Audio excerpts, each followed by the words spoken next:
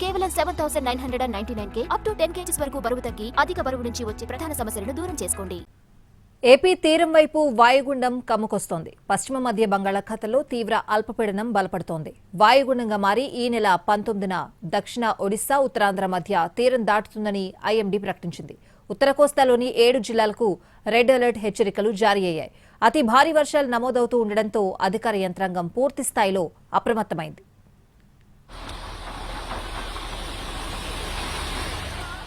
పశ్చిమ మధ్య బంగాళాఖాతంలో పుట్టిన అల్పపీడనం వాయుగుండంగా రూపాంతరం చెందుతుంది. బలమైన రుతుపవన గాలులు తోడవడంతో మరికొద్ది గంటల్లోనే బలపడి తీవ్ర ప్రభావం చూపించనుంది.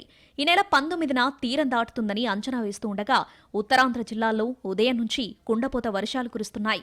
విశాఖ, అనకాపల్లి, కోనసీమ, కాకినాడ, వెస్ట్ గోదావరి జిల్లాలకు రెడ్ అలర్ట్ హెచ్చరికలు జారీ అయ్యాయి. విశాఖ నగరంలో విడతలుగా అతి భారీ వర్షం కుమ్మేస్తుంది. దీంతో లోతట్టు ప్రాంతాలు జలమయమయ్యాయి. రహదారులపై నుంచి వర్షం ఉధృతంగా ప్రవహిస్తుంది. బీచ్ రోడ్లో ఎర్రటి నీరు ముంచెత్తింది. సముద్రం సైతం రెడ్ కలర్లోకి మారిపోయింది. Gnanapuram, Isukathota, KRM colony, 1 town ఏరియాల్లోని కొన్ని ప్రాంతాలు జలమయమయ్యాయి. మరో 3 రోజులు ఇదే వాతావరణం కొనసాగుతూ అత్యంత భారీ వర్షాలు నమోదవుతాయని హెచ్చరికలున్నాయి. దీంతో జీవీఎంసీ పార్టీ స్థాయి సన్నద్ధతతో పనిచేస్తుంది. తీరం దాటిన తర్వాత వాయుగుండం అధిక ప్రభావం చూపించే అవకాశం కనిపిస్తుంది. కొన్ని చోట్ల అత్యంత భారీ వర్షాలకు ఆస్కారముంది. పశ్చిమ మధ్య బంగాళాఖాతం మరియు దానికి ఆనుకున్న వాయువ్య బంగాళాఖాతంలో ఉన్న అల్పపీడనం పశ్చిమ వాయువ్య దిశలో పయనించి ఈ 24 గంటల్లో వాయుగుండంగా పరిణమించే అవకాశం ఉంది. అది కేంద్రీకృతమైన తరువాత పశ్చిమ మధ్య బంగాళాఖాతం నుండి పశ్చిమ వాయువ్య దిశలో పయనించి దక్షిణ ఒడిశా మరియు ఉత్తర కోస్తా ఆంధ్రప్రదేశ్ మీదుగా తీరాన్ని తాకే అవకాశం 19వ తేదీ ఉదయానికి ఉన్నది.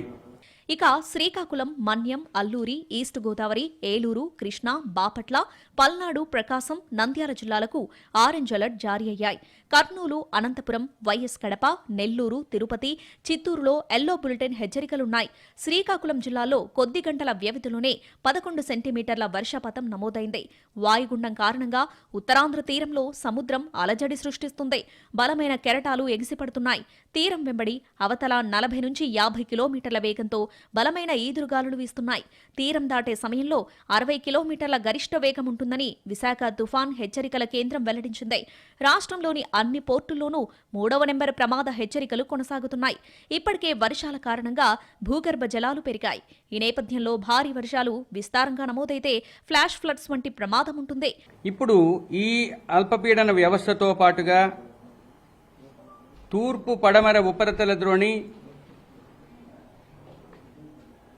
మధ్య బంగాళాఖాతం నుంచి ఈశాన్య అరేబియా సముద్రం వరకు 1.5 నుంచి 5.8 కిలోమీటర్ల ఎత్తు వరకు వ్యాపించి ఉన్నది.